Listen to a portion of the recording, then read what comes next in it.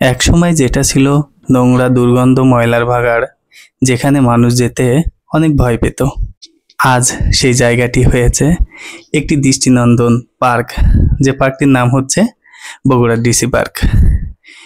এখানে রয়েছে করতা নদীর পাশে একটি দৃষ্টিনন্দন পার্ক, ওয়াকওয়ে ও সুন্দর সুন্দর সারি সারি লাগানো গাছ ও লাইটিং এর ব্যবস্থা। শহরের মধ্যে এক টুকরো প্রশান্তির খোঁজে এই পার্কটি হতে পারে আপনাদের জন্য একটি অত্যন্ত সুন্দর বিনোদন স্থান।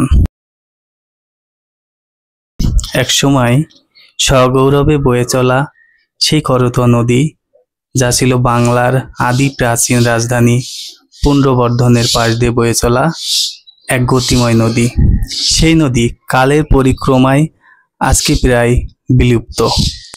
এবং এই মৃতপ্রায় নদীটি শহরের মাঝখান দিয়ে বয়ে গেছে এবং বগুড়া শহরের নানা কলকারখানা, অবৈধ বিভিন্ন প্রতিষ্ঠান নদীর বুক জুড়ে গড়ে ওঠার ফলে আজকে নদীটি প্রায় মৃত।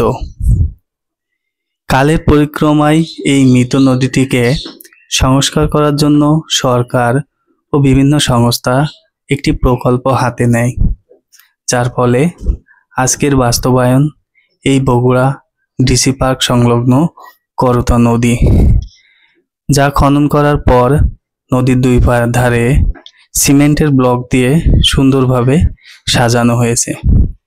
এখানে আরও রয়েছে একটি ওয়াকওয়ে এবং লাইটিং এর ব্যবস্থা, যা সন্ধ্যার পর পার্কটিকে আরো সুন্দর মনোরম দৃশ্যে ভরে তোলে।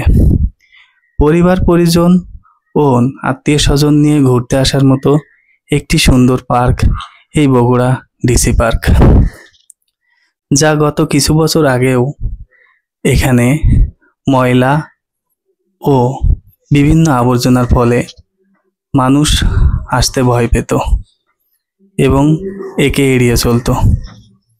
কিন্তু সরকার এবং বগুড়া শহরের বিভিন্ন জনমহল, তারা নানা উদ্যোগের ফলে আজকে এই পার্কটি বাস্তব দৃশ্যে রূপান্তরিত এবং এখানে আসলে এক টুকরো শান্তি মিলবে।